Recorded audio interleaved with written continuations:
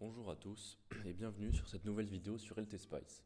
Aujourd'hui, nous allons ensemble effectuer une simulation d'une cellule photovoltaïque et nous allons voir comment elle fonctionne sous différentes conditions.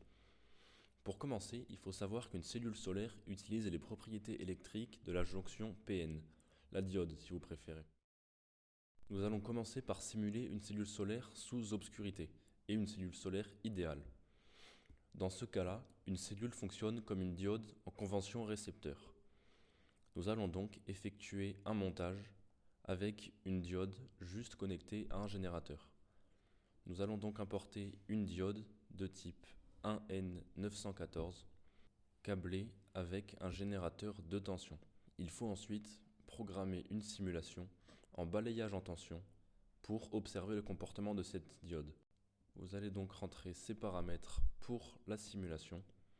Donc vous balayez la source V1 en linéaire. Vous commencez avec une tension de moins 0,8 volts et vous vous arrêtez à une tension de 0,8 par incrément de 0,01 volts. Vous pouvez ensuite lancer votre simulation et vous pouvez alors regarder votre intensité qui circule dans la diode. Vous retrouvez ici les courbes qu'on retrouve en TD, les courbes que vous étudiez en CM, etc. Ce sont les courbes théoriques d'une diode sous régime linéaire. Et c'est comme ça que fonctionne une cellule solaire sous obscurité quand il n'y a aucune lumière qui l'éclaire. Maintenant, nous allons tracer la caractéristique courant-tension et la courbe de puissance d'une cellule solaire réelle. Pour cela, il faut que vous importiez un générateur de courant et ce générateur symbolisera l'effet de la lumière sur la cellule. Nous lui rentrons ici une valeur de 35 mA. Il faut savoir que cette valeur est une valeur standard pour un éclairement de 1000 watts par mètre carré sur une cellule de 1 cm². Vous pouvez donc ensuite câbler votre diode à votre générateur. Vous prendrez toujours une diode 1N914. Et la subtilité ici sur ce montage, c'est qu'il faut câbler un générateur de tension en sortie pour pouvoir effectuer un balayage en tension qui nous permettra de tracer cette caractéristique courant-tension. Et ici, vous pouvez mettre une étiquette de sortie qui nous facilitera la vie pour nous repérer. N'oubliez pas surtout de rentrer le paramètre de la diode qui est donc 1N914 et de rentrer le 1 volt pour le générateur.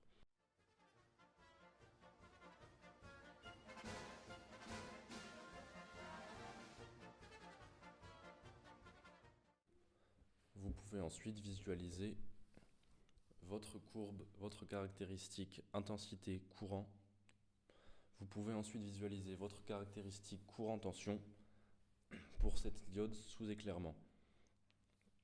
Ce que vous pouvez faire ensuite, c'est ajouter une trace et multiplier l'intensité qui circule dans la source V1. Vous pouvez la multiplier par V1 elle-même, ce qui vous donnera la puissance dissipée par cette diode.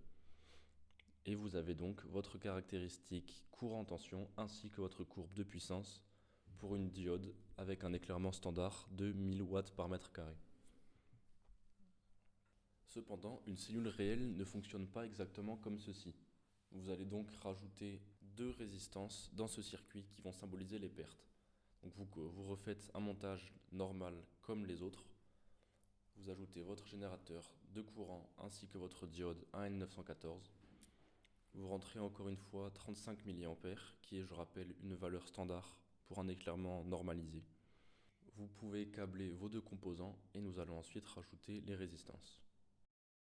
Nous allons mettre une résistance en parallèle de la diode et une résistance en série avec le circuit.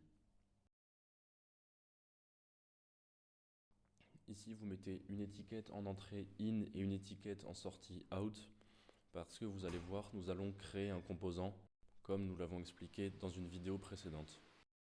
Ici, les deux résistances que vous allez rentrer sont donc RSH et RS. vous fixez RSH à 1500 ohms et RS, vous allez le fixer à 1 ohm. Il faut savoir que RS représente les pertes qui sont les pertes des composants et des contacts dans le circuit, et RSH représente les fuites de courant hors de la jonction PN, qui sont des pertes assez conséquentes. Maintenant que votre composant est prêt, vous allez ajouter donc l'entrée et la sortie, et vous allez pouvoir créer un composant. Je vous invite à visionner la vidéo que nous avons déjà sortie sur la chaîne sur la création de composants pour savoir comment faire ces manipulations. On se retrouve sur une nouvelle feuille pour créer un panneau solaire au complet. Il faut pour cela donc importer plusieurs fois le composant que nous avons créé. Vous le trouverez dans votre bibliothèque personnalisée. Et il faut les connecter en parallèle.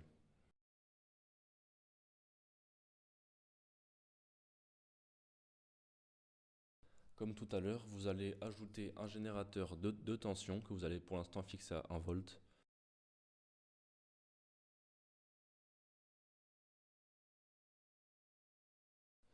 Vous allez donc pouvoir paramétrer une simulation DC sweep sur évidemment la source V1 en linéaire que vous commencez à moins 0,2 volts qui finit à 0,8 volts par incrément de 0,02 volts. Enfin, vous allez pouvoir rentrer la commande ici, donc .step temp pour température list, et vous allez rentrer 3 valeurs pour regarder les différences, 25, 50 et 100 degrés Celsius. Vous placez votre commande ici et vous pouvez lancer votre simulation. Ici, vous regardez donc l'intensité qui circule dans votre générateur et vous voyez les trois courbes qui s'affichent en fonction des 3 températures. Vous avez ici votre courbe à 25 degrés, ici vous avez votre courbe à 50 et ici votre courbe à 100.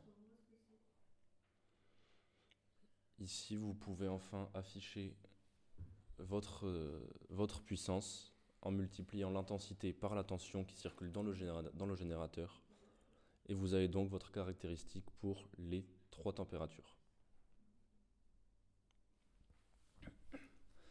Je vous remercie d'avoir regardé cette vidéo jusqu'ici. Je vous invite à regarder les autres vidéos pour plus de précision et pour plus de compréhension. Et évidemment, si vous avez quelques questions en commentaire, n'hésitez pas à les poser. Nous y répondrons le plus vite possible. Et puis je vous dis à bientôt pour une prochaine vidéo.